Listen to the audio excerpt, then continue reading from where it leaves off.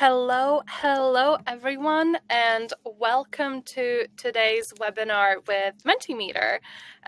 Super happy to have all of you educators here with us today. And we have a couple of lovely universities joining us, different institutions. I also see people in the live stream chat letting us know where they are joining from. I will send you the link to today's Menti, because we want all of you to interact with us in the Menti, so we have all of it in one place.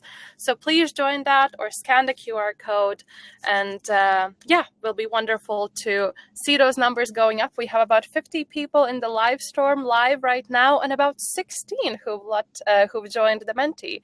So yeah, make sure to join in.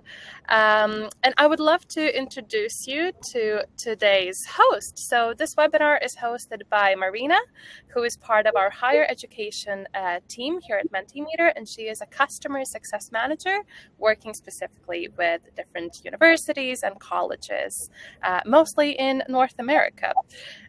So yeah, Marina, take it away. Thank you so much, Astra, and thank you everybody for joining the webinar with us today. Great to see that we have a few people who have already joined the Menti and let us know what institution you are from today. Right, I see 29 people have already given us their answers. Great, Lone Star College, Stockholm University, University of Sunderland. Cool, we have people from all over the world joining today, so that's fantastic. Okay, let's dive in here. So today's topic is strategies for formative assessments. My name is Marina, as Astra has already mentioned. I'm one of the customer success managers for higher education here at Menti, North America. To join today's session, feel free to scan the QR code, or you can also go to menti.com and join with the code that you see on top of the screen here. So with your device, you can scan using the camera. You'll be automatically redirected to the web browser, or if you'd prefer to use Menti on your desktop, feel free to just open a new tab, go to menti.com and use that code up there. You should have also received the code in the email. Astra has also dropped it in the chat here, and the code will remain on top of the screen. So if you don't have the chance to join right now, that's okay. You will have the chance to join throughout the this session here. Right, a couple of housekeeping things for the session. You can also use the reactions. I see that a few people have already found the reactions there on your device. So if you like something, feel free to give it a thumbs up. If something was unclear, feel free to press that question mark. If I see a lot, I'm happy to revisit and reiterate some concepts here. Great. And throughout the webinar as well, you can use the chat, the live stream chat, but you can also use the Menti Q&A function. So at the bottom of your screen there of your device where you are voting, you'll see the open Q&A button. So do feel free to submit your questions there. If somebody has already asked something that you were curious about, you can also upvote those questions, and that'll bring them to the top for me to see. Okay, and for the session, don't worry if you have not been able to write something down, or if you shared this with a colleague and they weren't able to join, you will have access to the recording and the slides and some resources after the fact as well. All right, let's kick things off. So on our agenda today, we have why formative assessments, learning about some of the benefits of why you should use formative assessments, whether it be in your classrooms or your sessions to make that learning impactful. Then we'll jump into the 5 essential rules to get formative assessments right. So what do we recommend for you to have a successful formative assessment session, and how can you actually use Mentimeter functionalities to support formative assessments in your sessions? And as a bonus, we'll also include some real-life examples from educators that we work with all over the world to show you what those formative assessments look like in real time. Then we'll wrap things up with a Q&A. I'll answer those questions that you'll have for me in the Mentimeter Q&A function, and do a quick wrap up, just collect some feedback from you as well on the session. Okay.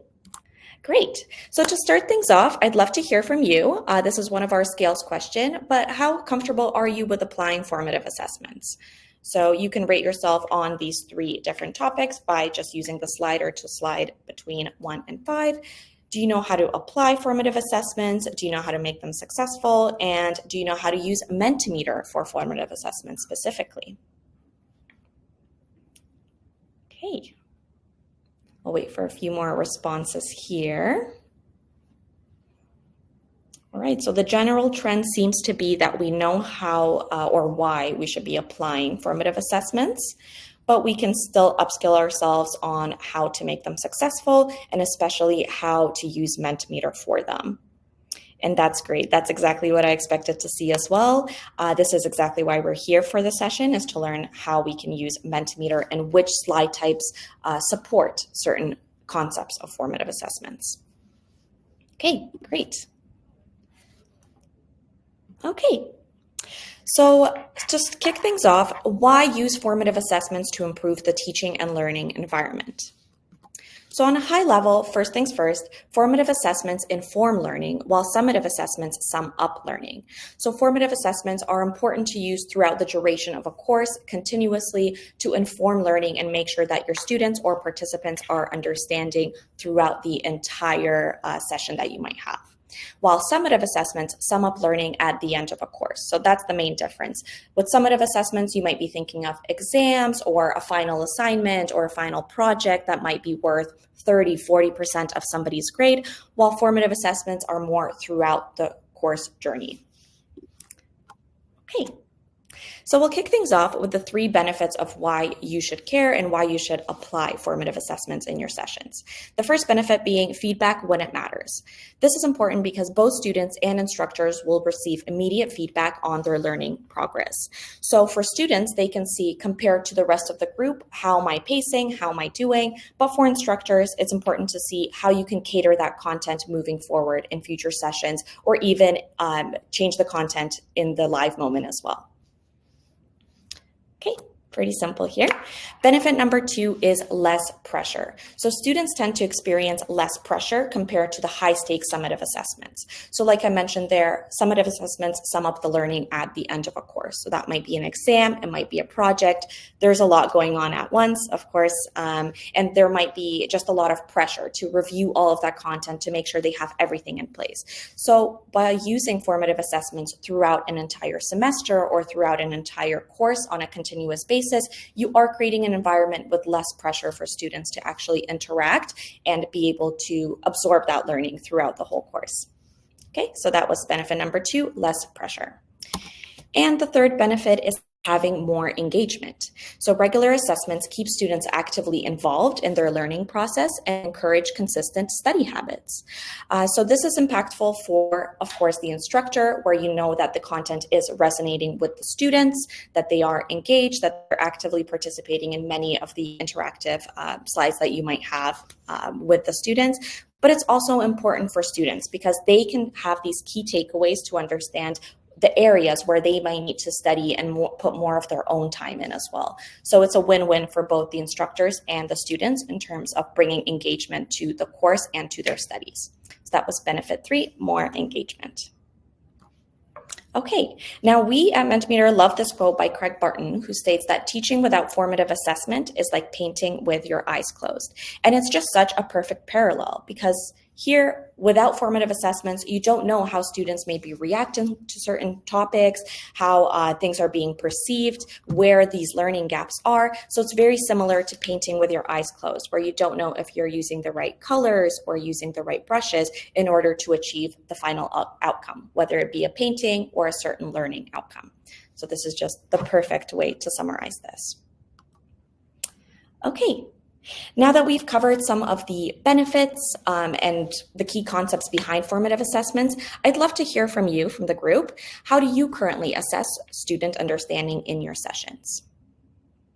Okay, quizzes. I love it. Yeah, and at the beginning there, I know that some people were more on the higher end, so maybe you're very comfortable with using formative assessments in your sessions already, or some people were on the lower end. So if you have not been really using formative assessments, apart from that, I'd love to learn, how do you currently assess the student understanding? Okay, perfect. We have using Mentimeter for clicker questions with immediate feedback. Fantastic. Post-lesson reflections, that's great that you have the space to do that. Scales, regular check-ins, discussions, absolutely. So maybe even if you haven't been using a tool like Mentimeter, you might be having these discussions out loud. Okay, great. We see a lot of responses coming in here. Right, so I'm actually going to use one of Mentimeter's AI-enabled features to get a summary of everything that everyone has submitted so far.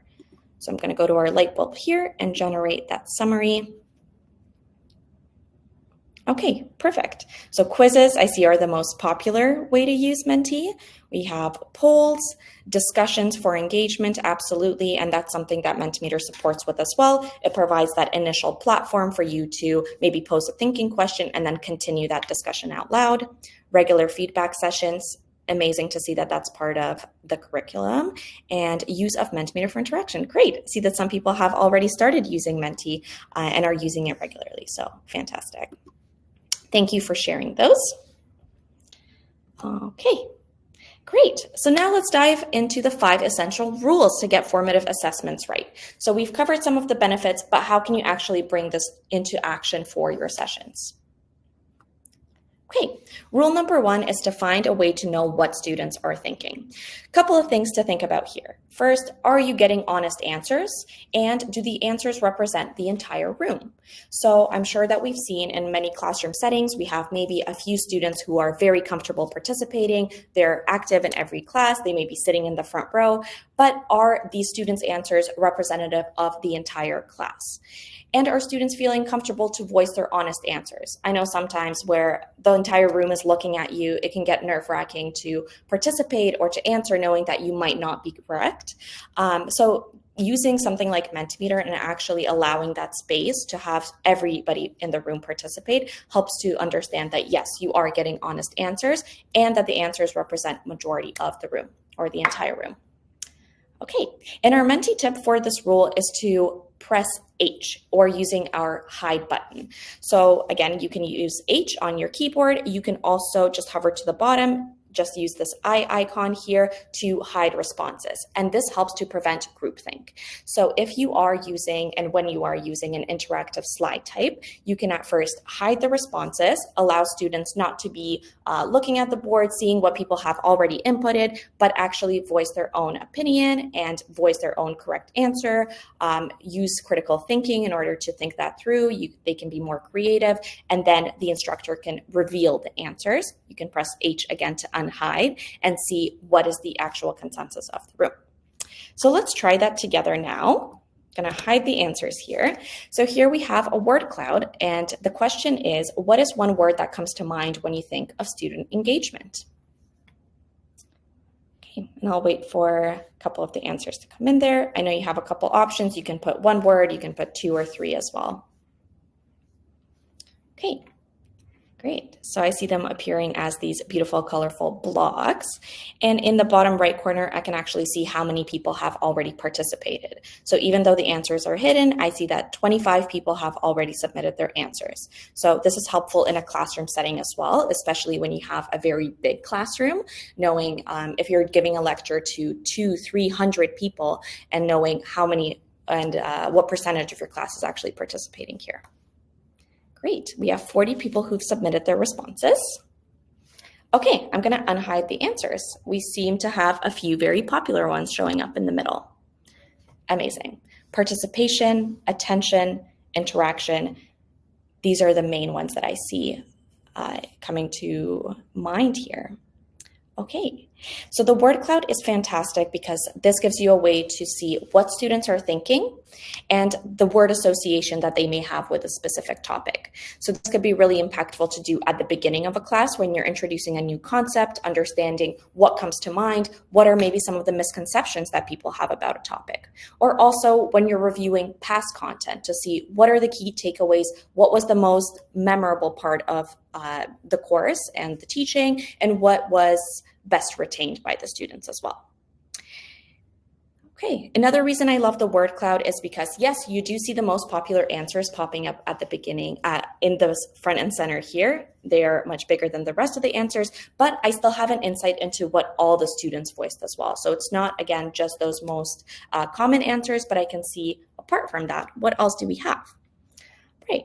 So yeah, and maybe if something was missing. So for student engagement, I'm thinking also connectedness and psychological safety are very important to address. So if I was in a classroom setting and I saw that these are maybe missing from the word cloud, maybe that's something that we can reiterate or go over and make sure to include that in the session. Okay, I love this. Let's move forward here. Okay, rule number 2 is to ask about the key concepts and make it concise. So a couple things to think about here is, number 1, is the question I ask too broad? So if you have a question and you want to make sure that there is one key takeaway that students are retaining, sometimes using a multiple choice might make this easier than using something else like an open-ended question type.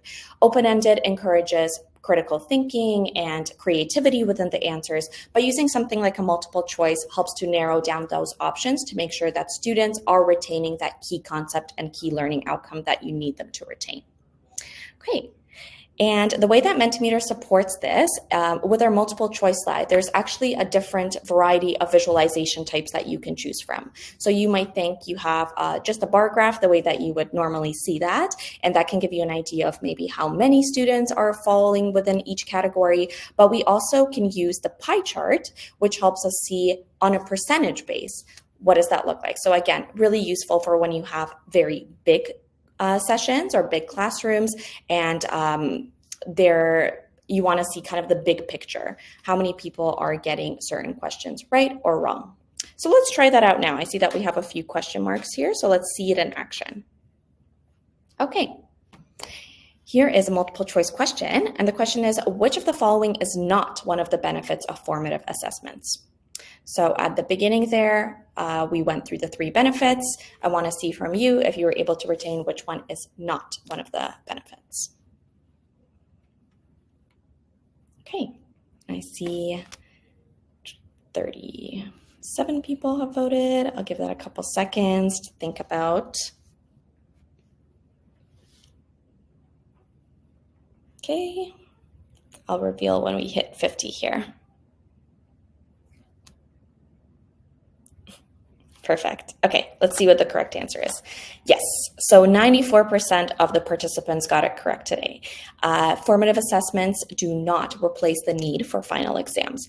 However, we are aware that there are different ways to assess learning. So I know that within some programs, with some instructors, it is common actually to use this as a practice and to have more formative assessments throughout the course rather than ending off with a big exam or a big final project. But again, everyone teaches in different ways, and that's completely okay.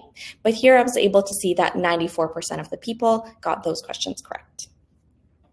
Great, let's move on to the next rule. Rule number 3 is to find the right frequency. Couple of things to think about. Does the frequency of the interactive questions make sense considering the learning objectives?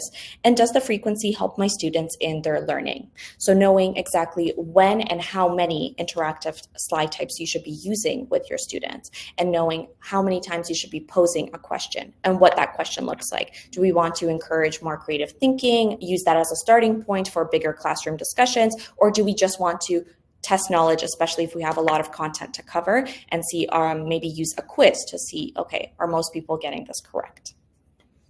Okay, our Menti tip for finding the right frequency is that if you're short on time, you can actually use our Start with AI Menti Builder to help to create those formative assessment questions.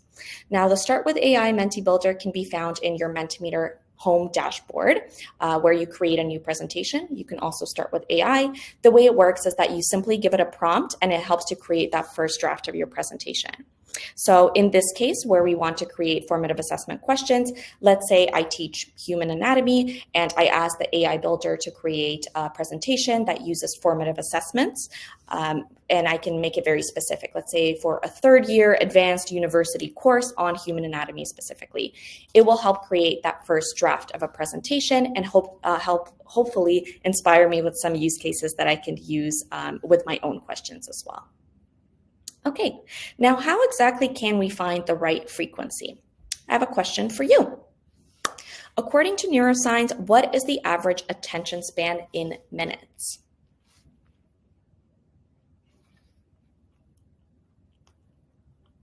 Okay. I see quite a spread here.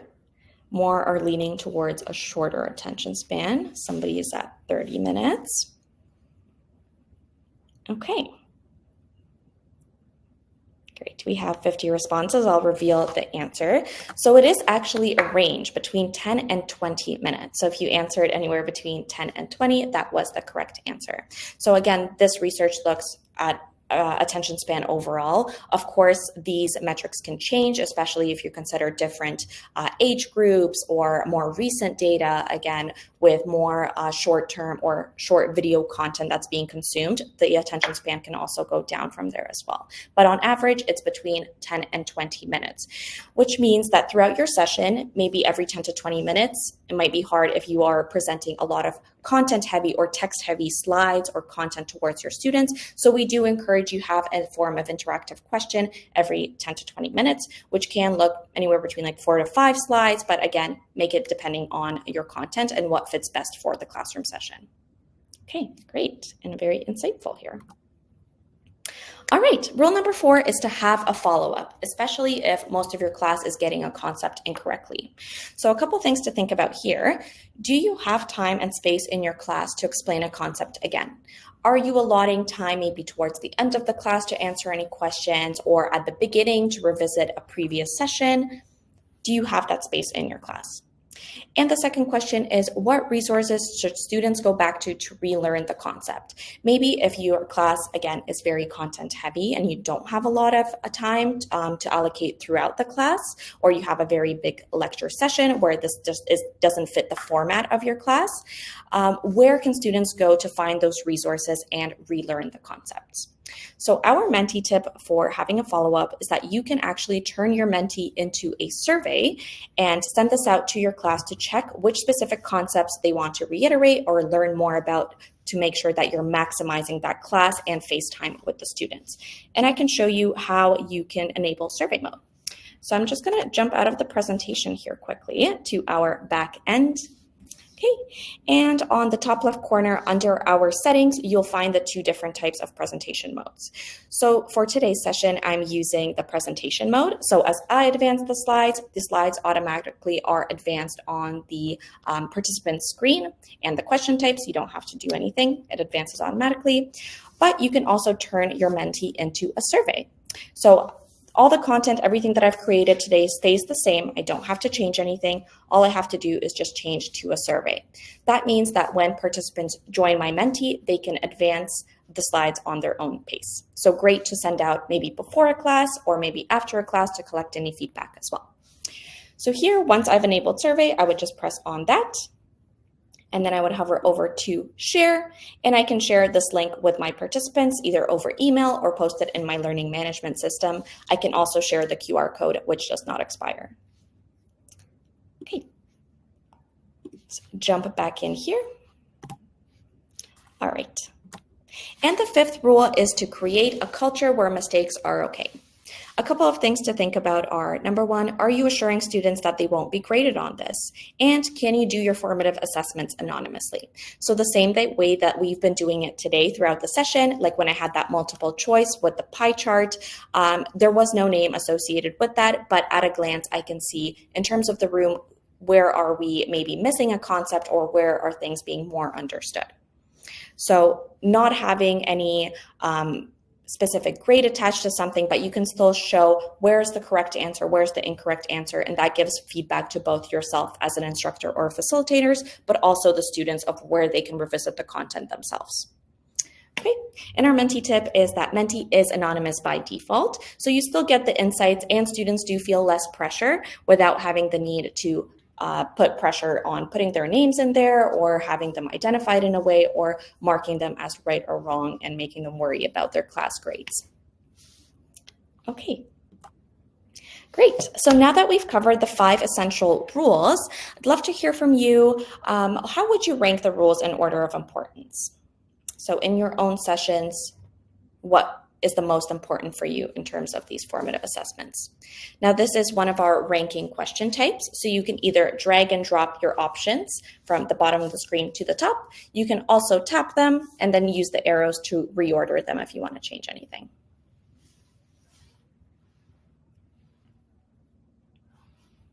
Okay, and I'll wait for a few more responses here.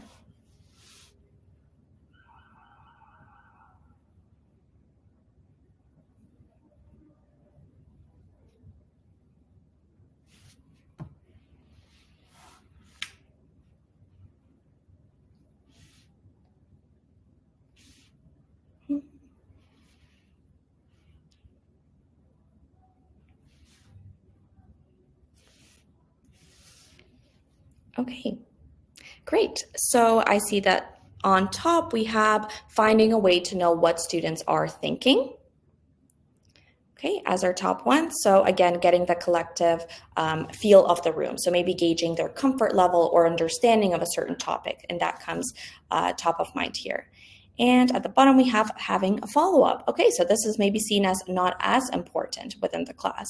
And that's okay, because I know that instructors do have different ways to assess learning or make sure they're connecting with students. So whether you use your learning management system to have discussion posts, or if you host office hours with your students, as long as you are providing a space for them to interact with you somehow, that is important.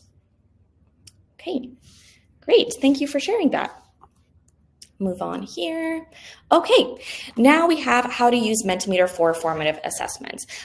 With the rules, there were already a few different Mentimeter examples there, but this is more concrete examples from actual instructors that already use Mentimeter and have shared their use cases with us. So I'm excited to share some of these with you today.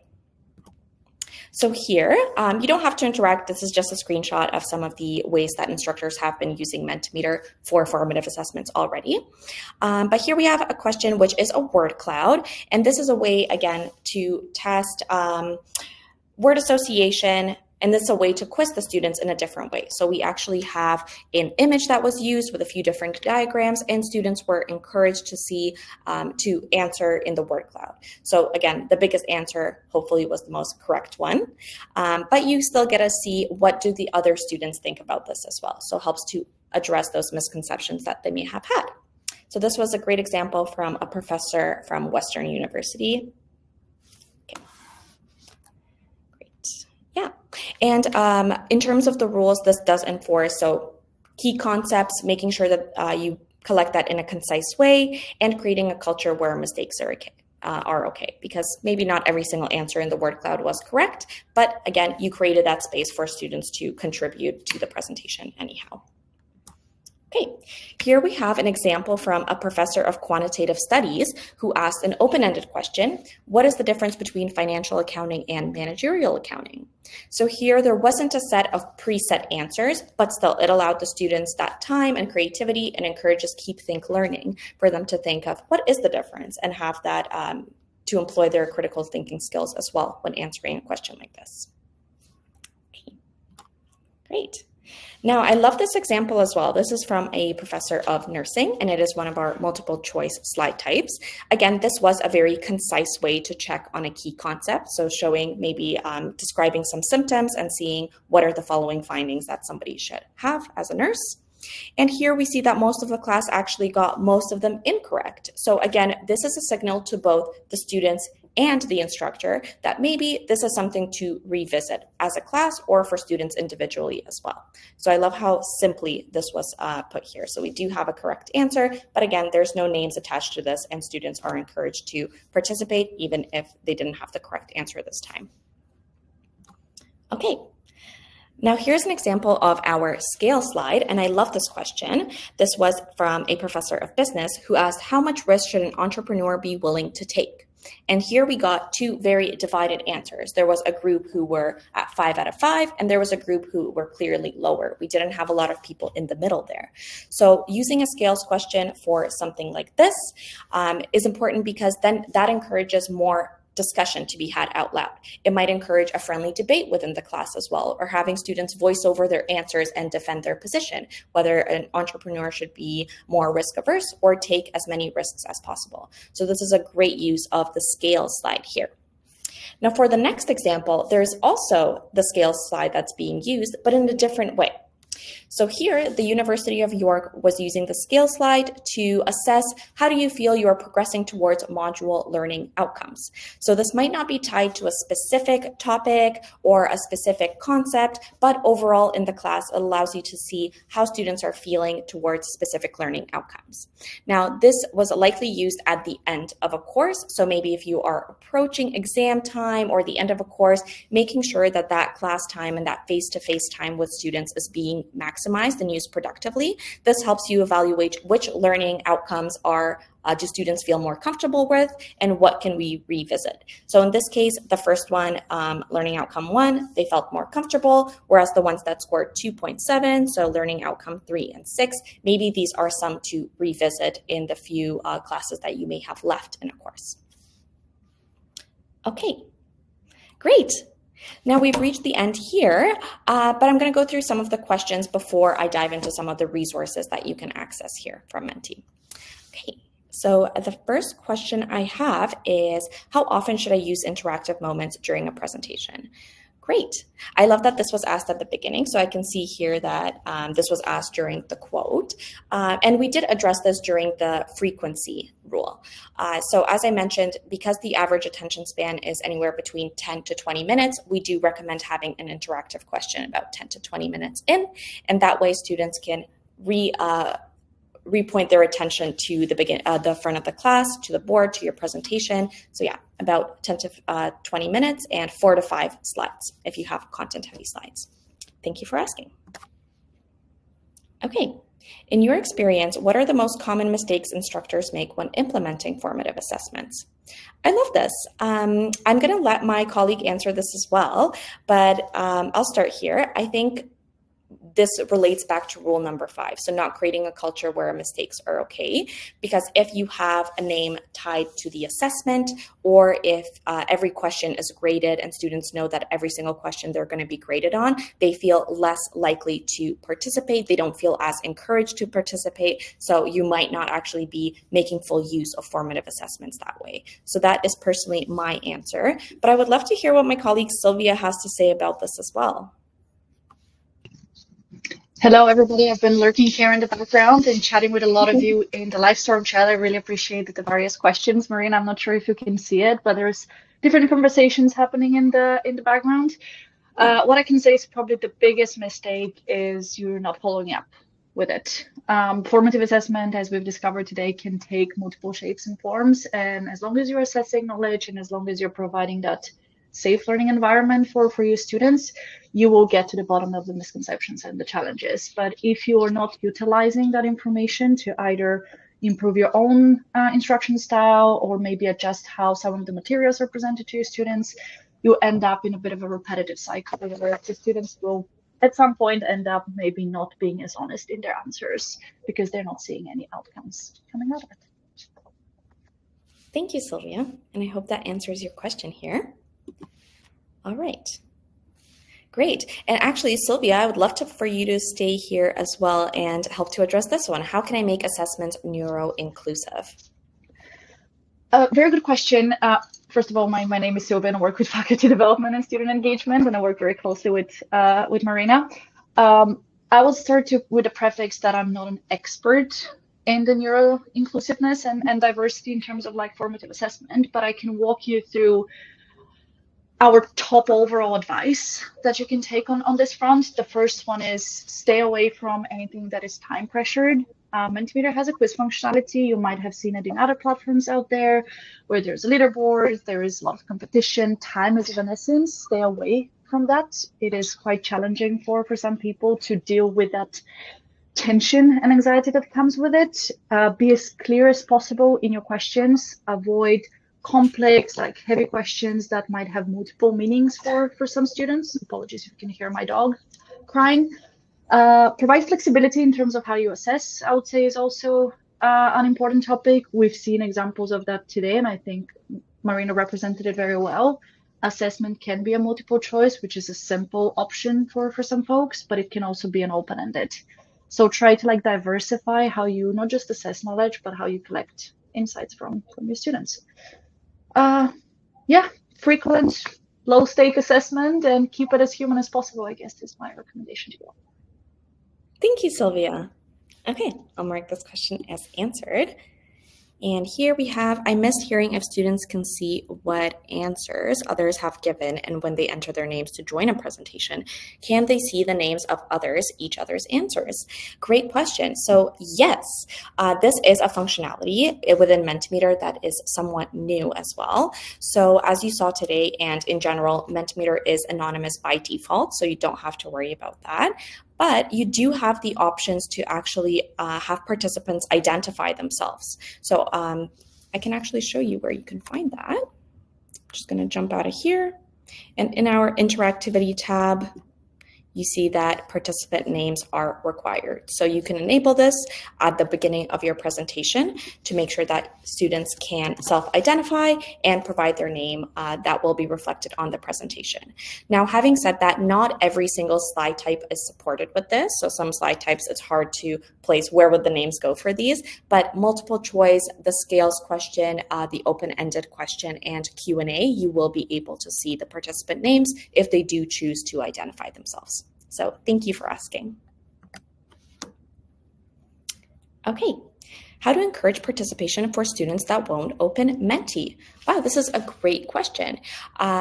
I think there's a couple of things. I think first we can understand why they don't want to use Menti, maybe reinforce the idea that it is anonymous by default, so they don't have to worry about being identified.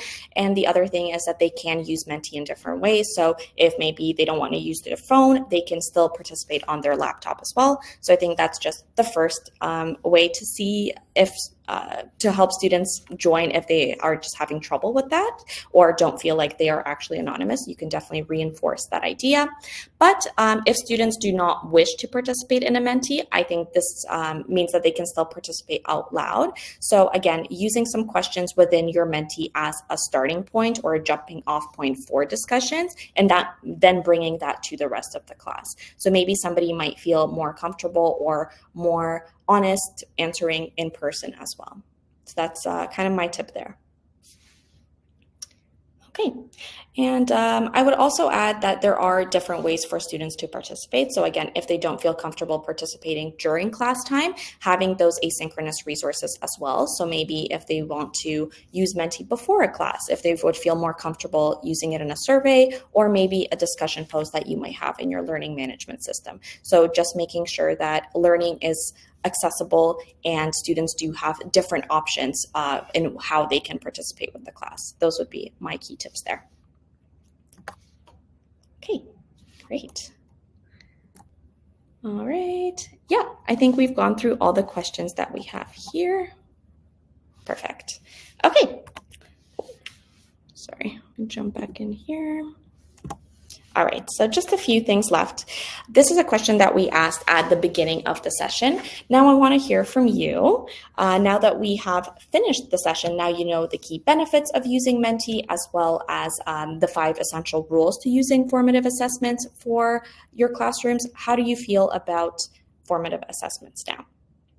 Did this increase your knowledge of why you should apply them, how to make them successful, and how you can use Mentimeter specifically?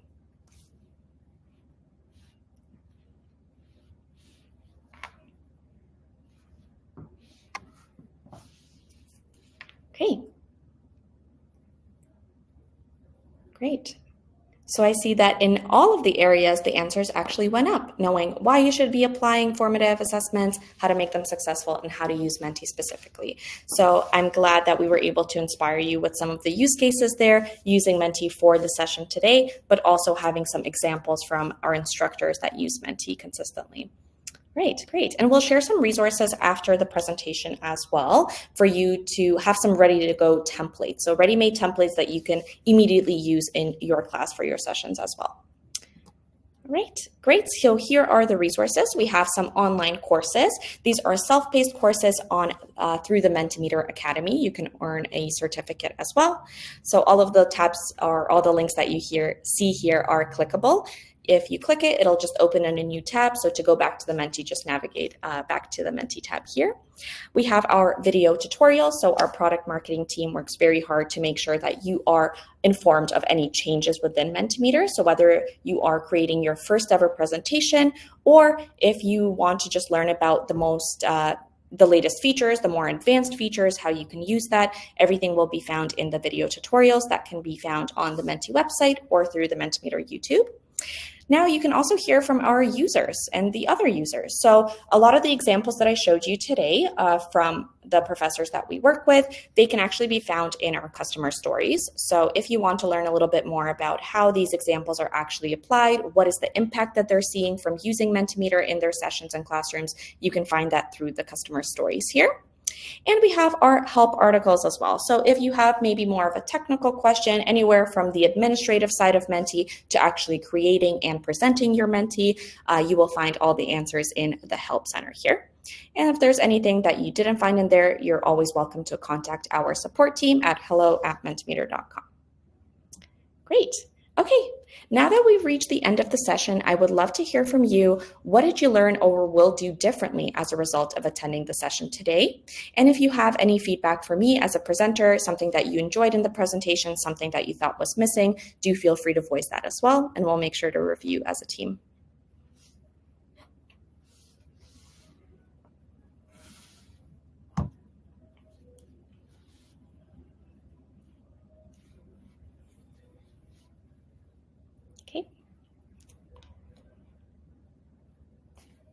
Okay, I see we have one question, so just as we're waiting for the feedback, I'll make sure to address this one.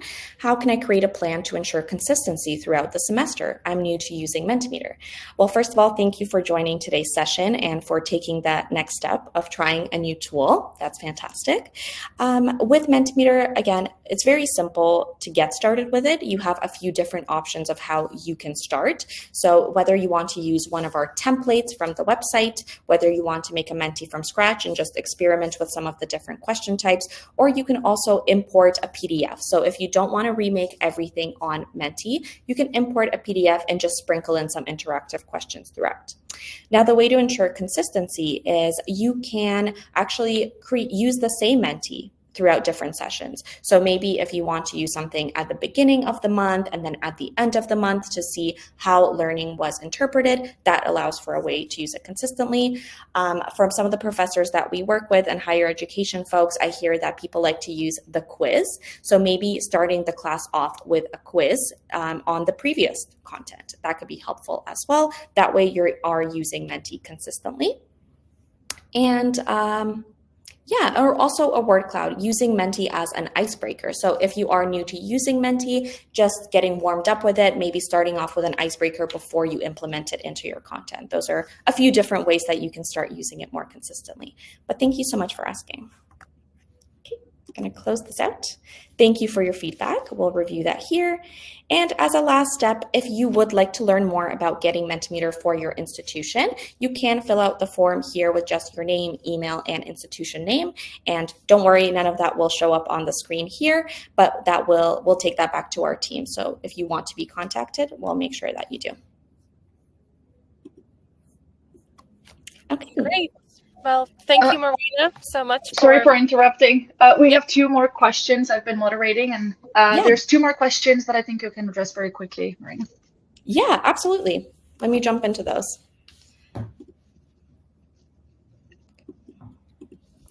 Here we go. Okay, when I used the interactive tab so the students could show their names, Mentimeter automatically gave them make-believe names. How do you keep this from happening? Oh, this is a really good question. I actually don't think that this should be happening. So there are two various ways where students can input their name. If you are using the quiz function, it gives you a little icon, like an emoticon, and it gives you a make-believe name, like a little nickname. So that is within the quiz, but students can change that to reflect their real name if you would like to have that reflected on the board. If you are using the interactive tab, the interactivity tab, and having the participants identify themselves, this shouldn't actually be happening. So students should have the ability to actually input and self-identify there. But thanks for bringing that up. I'll check on our end as well in case that was happening for some reason. Okay. Where can I find the links to more info and learning? Yeah, absolutely. So everything is linked within the Menti presentation here. So on that resources slide that I shared, again, after the session, you will get the recording as well as the slides. So you'll have access to be able to click on all of the links that we shared there.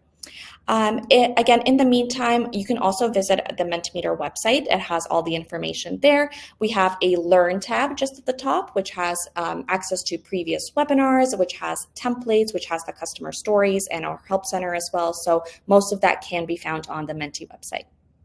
Okay. Thank you. Thanks for asking. I hope that answers your question. Okay, and can you return to the previous slide? Yes, I can.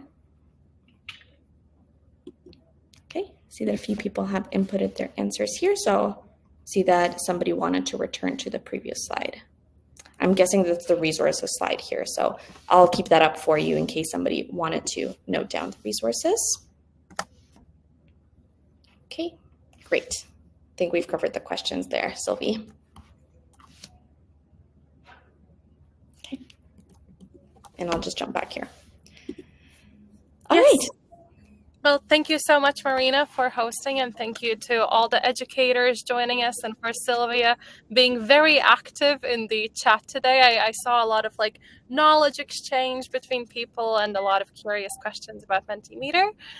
So yeah, we will leave this slide up for a little while longer, but you won't see or hear us anymore. But yeah, thank you all so much for today.